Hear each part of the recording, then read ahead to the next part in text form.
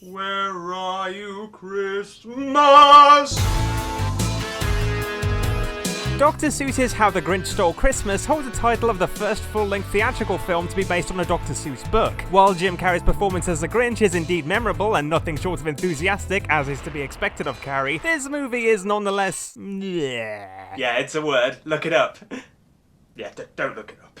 I mean, it's far from the worst thing you could watch, but I've never been all that enamored by it. Regardless, today it's viewed as something of a Christmas classic. And almost coinciding with its release, Konami, yes, Konami, unveiled a Grinch video game for the PS1. Yeah, Grinch! Yes, indeed, there's a Grinch game. Who knew? But the question is this game full of Christmas cheer, or should we dump it to crumpet? Okay, so to begin with, it's worth noting that this is not directly based on the movie. Sure, you've got the characters and their designs, like Cindy Lou,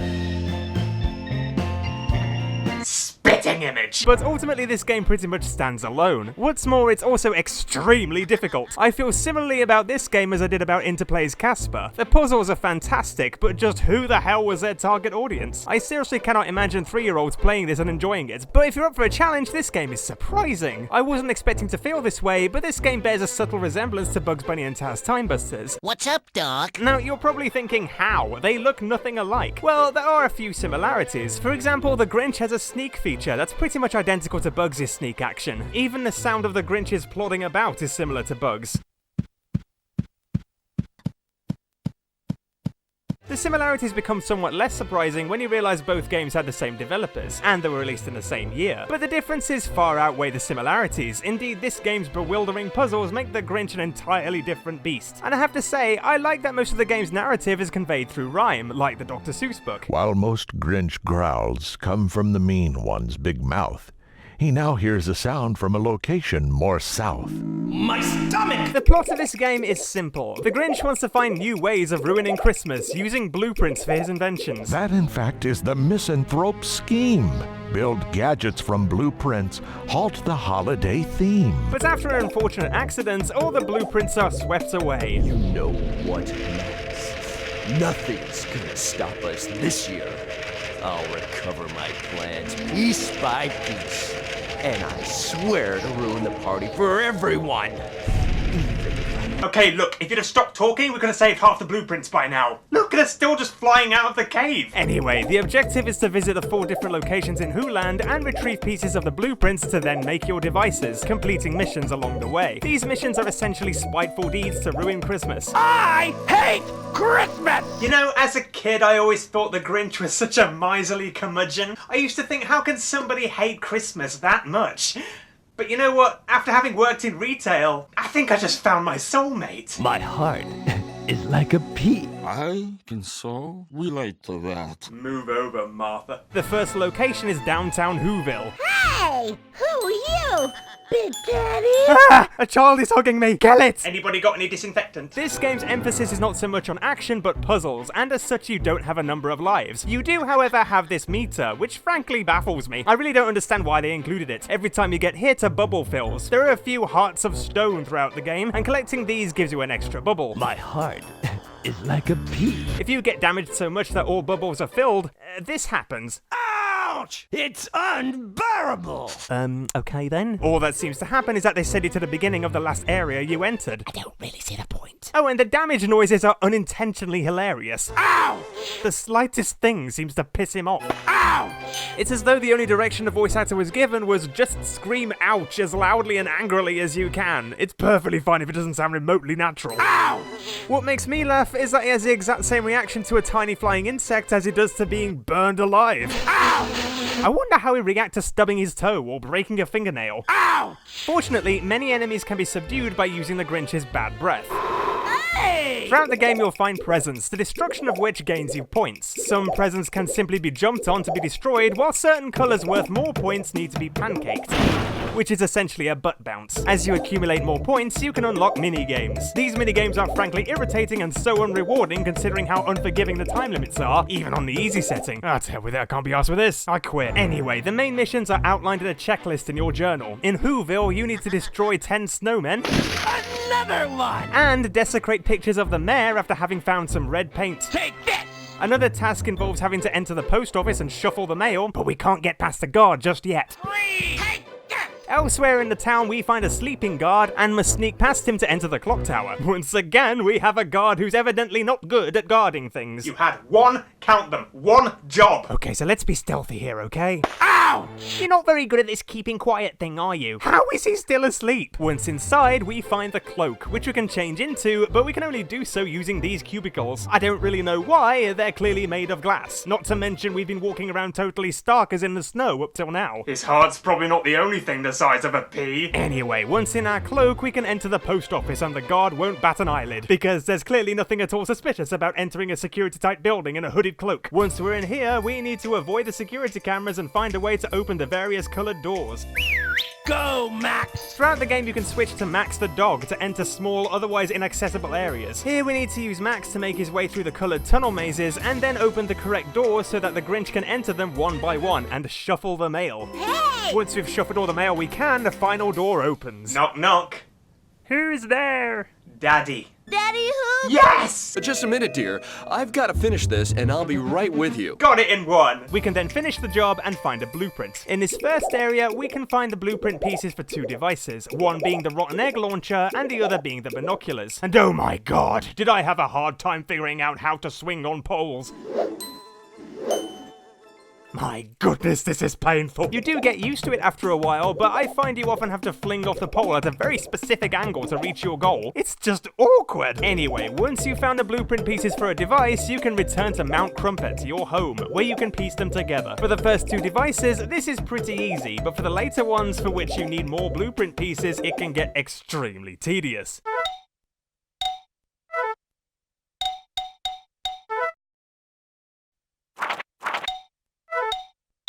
Well, that ain't right. It's just a tiny bit more bearable than those damn sliding puzzles. Does anybody like these? Like, at all? If so, can I ask why? Why do you like pure torture? Wait, I think I got this. Yes! Yes! The rotten egg launcher's a brilliant invention, as the smell that it brings causes more than just tension. The egg launcher allows you to fire rotten eggs at certain enemies and objects, and there's even one task here that sees you having to fire eggs into houses through open windows. Yeah, Grinch! Firing eggs is made easier by the binoculars, as you can zoom in and out to secure your targets. Although I won't lie, I actually missed one of the blueprint pieces for the binoculars, and didn't actually unlock them for a good portion of the game. I don't even know how I missed it. I mean, I found two pieces behind these cabinets. Why didn't I find this one? It's in the same room, for crying out loud. Anyway, as you gain more devices, rotten eggs become essential, as they are used to power them all. Using a device depletes your egg count, and you can carry a maximum of 200 eggs, despite not having any pockets. The last task we can complete for the time being is modifying the mayor's statue at the city hall. To enter this place, we need to change the time of the hall clock. And this is kind of what I mean when I say the game is at times too obscure. I was overthinking, assuming maybe there's a mechanism somewhere that I don't have access to yet. But nope, you just shoot an egg at it. And this is enough to confound the entire town. Hurry, hurry, hurry! I mean, does nobody wear a watch? Anyway, this task involves having to sneak past the security, hiding in the shadows whenever they turn around. But my goodness, are they slow! Don't stop! Jesus Christ, man! Out of here! Ouch! Hey, these guys are pretty alert compared to what we're used to, eh? Although not one of them thinks to turn the light on. Heck, even the Treasure Planet pirates carried torches. And it wasn't even dark! Anyway, in one of the rooms you find a hammer and chisel, while in the other room we find a statue, which is surrounded by lasers that you can make visible by breathing. Somehow. Yes, it's another laser grid. I love that the suburbs are more security tight than all of these places.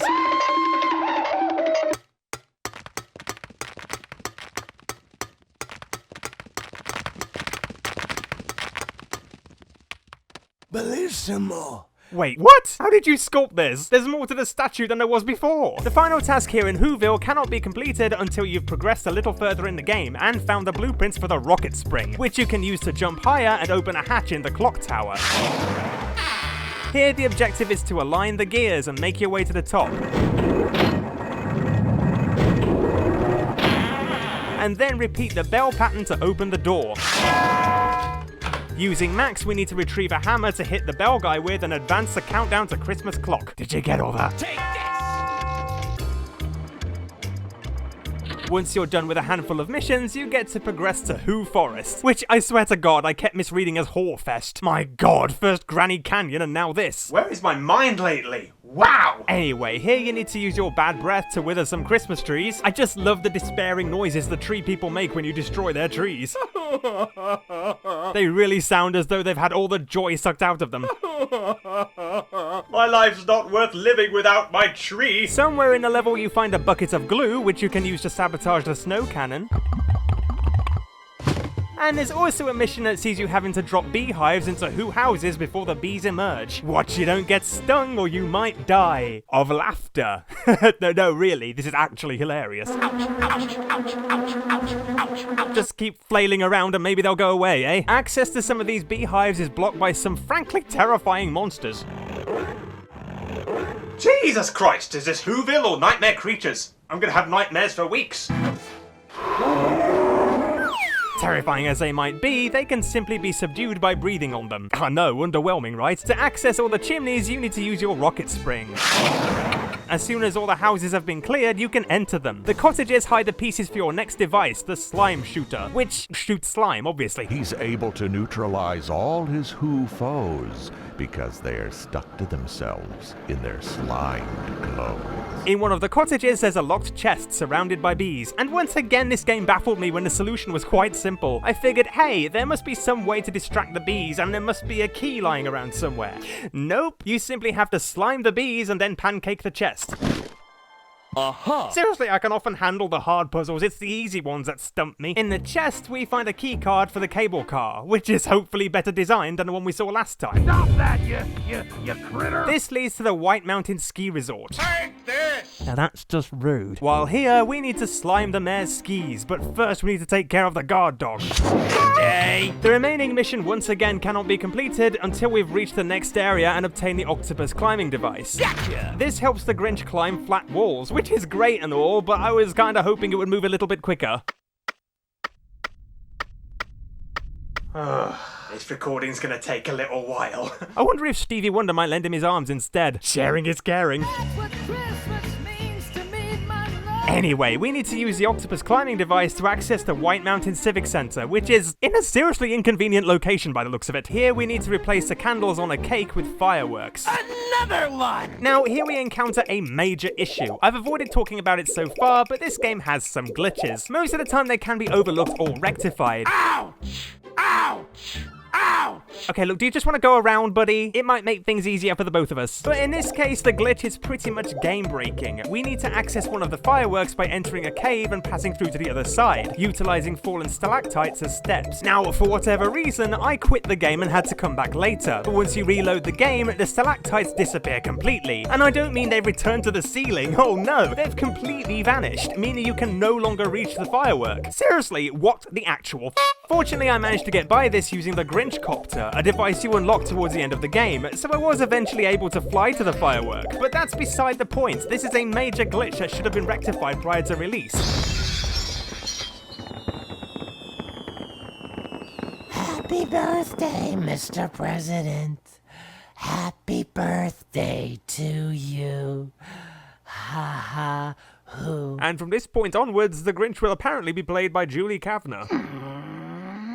Speaking of the Grinch copter, there's a blueprint piece for it in this cave, and you have to shimmy along a ledge to reach it.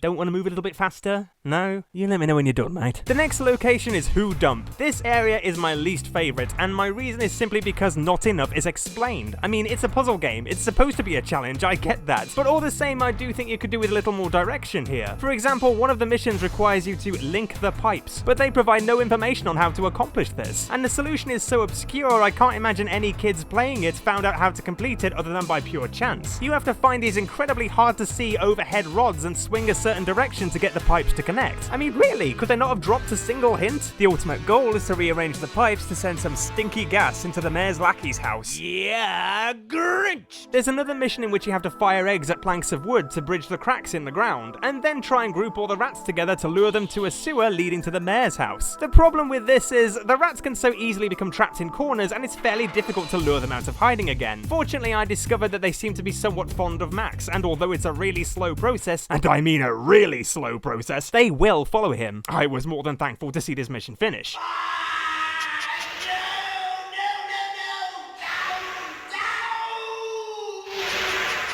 Yeah, Grinch! There's another mission in which you need to defeat some robots and collect their parts to feed to a computer. I don't quite recall why, but this wasn't too taxing. However, to destroy the bots, you need to equip your egg launcher with red nitro eggs, and the Grinch can only carry a maximum of 5 of these at a time for some reason. I mean, he's already carrying 200 eggs on his person. I guess we could cut him some slack. Oh, and there's also a similar mission which sees you having to hit some birds to retrieve their pizza slices, which are more than likely coated in mold and grime. Yum. Still better than pineapple. Another really annoying task is you're having to slime a robot and then cross a dangerous minefield before it breaks free.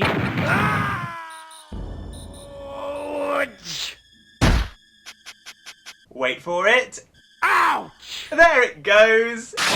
Once on the other side, we need to locate a pair of scissors before heading into the dumb Guardian's house and giving him a shave. Again, this seems so much effort for such a small accomplishment. I mean, we risked life and limb for a haircut. Was it really worth it? Really? And the final mission can only be accessed after obtaining the octopus climbing device. Scaling this large gate gains you access to the power plant. Here, you need to shut off the power lines to shimmy across. And you know what that means? Time for a tea break. After hopping across the turbines, we eventually make our way inside the plant, where we need to use slime to temporarily protect us from electrocution as we deactivate the 4 generators one by one. This is by far one of the toughest missions, and once we're done, the Christmas lights are no more. You know, technically the Grinch did a good thing here. We're being economical. Not such a mean one after all. And the Grinch's prickliness doesn't stop there. The final location is Who Lake. Here we need to fire porcupine thistles into the shorts of scouts, which is easy enough when the game actually cares to recognize that you've done it. Hello, I just did the thing. Say something. Yeah, Grinch! Yeah, and you're glitched. Another task sees you having to sabotage the tents by sitting on them. Let's hope nobody's inside, eh? As of yet, we can only walk so far, as the North Shore is only accessible by scouts, as this scout specifies. Sorry! Only the scouts can cross the bridge! The civilians are not admitted, sir! Fucking hell, puberty wasn't kind to him. With a voice like that, no wonder they left him up there. Eventually, we come across this fat scout with frankly horrible table manners. You pig! Breathe on his food and he gets mad. Well, wouldn't you? The idea here is to find ways to obtain his clothes. Yeah. Judging by how messed up his face looks, I don't really want to see what else he's packing. Eventually, we have our costume. Once at the North Shore, we can sabotage the canoes by drilling holes in them. In order to obtain access to all of them, however, we need to disguise Max as a skunk to lure a real skunk to this fat scout to get him to move out of the way. Eventually, we retrieve all the blueprint pieces for our marine mobile. My marine mobile. Given up on the rhyming then. Okay. With this, we can explore underwater. Here we find components to modify the marine mobile to scare the scouts away. Yo ho ho, Captain Nemo. Once again, I'm here to say hello. Who the hell are you talking to? Everybody's left. Throughout the game, you'll find blueprints for the Grinch copter. Once you've completed this, you can complete the last mission, hooking the mayor's bed to a motorboat. For this task, we need a rope and a hook. The rope can be found under a boat, while this old guy in a cave has a hook. He promises to give you the hook if you first dispose of the scouts and retrieve their scarves. Some of them are easy to defeat, while some should be easy to defeat, but aren't. Trying to push this guy over the edge of the pier might be more bearable if he didn't keep moonwalking the wrong way. Stop! Once we're done with most of these missions, it's brought to our attention that we need to locate parts of your sleigh. Look, Max! It's their jubilation! That feast disgusts me! It's at this point that the Grinch vows to bring an end to the jubilation and ruin Christmas once and for all. Yes, finally, we have a level vaguely based on the events of the movie, even though it feels as though several Christmases have already passed since we started playing this game. The sleigh parts are found by returning to each area and completing miscellaneous tasks. For example, in Who Forest, Max needs to finish first in a race to the cable cars, while in Who Lake, you need to find some pearls for this underwater creature. In exchange, it will give you its tuba. Is this a Grinch of the Little Mermaid? Under the sea! Anyway, once we have our sleigh fully constructed, we can kill Santa. Merry fucking Christmas, everyone! After collecting all the presents that Santa drops from his sleigh, we then have to pelt him with rotten eggs. The sleigh has such a lag on it, and it's so awkward to steer, but it's nothing too difficult. Also, what the hell is this? Is this a radar? This is the most useless radar I've ever seen. So anyway, Santa's dead. What makes me laugh is this game wraps everything up so hastily. Like, less than 2 minutes after this happens, the Grinch undergoes a pretty dramatic U-turn. What is happening to me? Am I having a heart attack? No, I seem to be having a heart. It follows a story, sure, but it's just so rushed. Welcome Christmas, Fahoo-Rama. Indeed, the Who's of Whoville sing, regardless of the Grinch's actions, making him realize the true meaning of Christmas, and he resolves to return their gifts, just like that. Meanwhile, I'm still buzzing from murdering Santa. I want to kill again. Just as hilarious is the Who's response to the Grinch's confession. It's just so abrupt. I'm so sorry to have stolen Christmas. Please forgive me. We forgive you, Grinch. You literally just found out this happened. Santa's face down in the snow and nobody gives a jingle bells. I'd be furious. This is the worst Christmas ever. Oh, suppose it is a season of goodwill. I guess we could join in the jubilations. Come and sing with us. Welcome Christmas, Fahoo-Ramas. Christmas Day is in our grasp. You know what? I'm alright. And there we have it. The game ends on this joyous note. Although I'm half expecting something to jump out at me like in a horror movie. This music's creepy as hell. Fahoo-Ramas, Christmas Day is in our grasp. As long as we have hands to clasp. Ah, but that's not everything. If you complete all the game missions and manage to find all the presents, you unlock an ultra-secret bike race minigame. Bet you weren't expecting that. I'm not too sure what this has to do with anything, but, well, it's a surprise, alright. This secret level sees you pitted against 3 other racers, avoiding falling rocks, trees, and pursuing cops. The road workers' screams are kind of funny too. In fact, for a long time, I genuinely thought they were vomiting. Isn't that lovely? Happy birthday, Mr. President. Do you know, I think this game is severely underrated, though I would not recommend it to younger players. It's far too challenging. There are some glitchy parts, one in particular that's frankly shocking, but overall it's a satisfying experience. It's also nothing like the movie. Personally, I think that's a good thing as I can't stand the movie, but those of you expecting some light entertainment, this probably isn't your cuppa. Anybody up for more of a challenge, this game is for you. While at times it can be a little too obscure, it's a solid puzzle game. Sure, it has some major flaws, but it's not what I'd call a rotten egg. Merry Christmas! Now everybody sing! Welcome Christmas, Fahoo-Rama. Oh, we could not do that. Ouch! It's unbearable.